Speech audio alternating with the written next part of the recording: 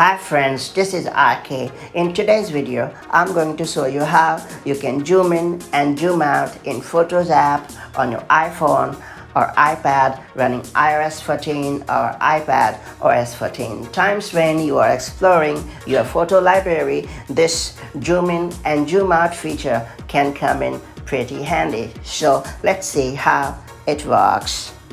Before getting started, make sure you have subscribed our YouTube channel so that you won't miss any update from us.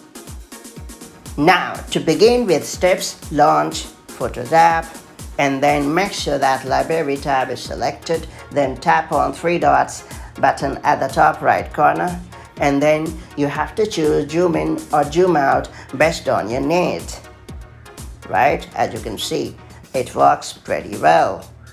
Times when you are exploring your photo library, it will have a definite role to play, and that's how it works. If you have found this guide helpful, then do like it and share it.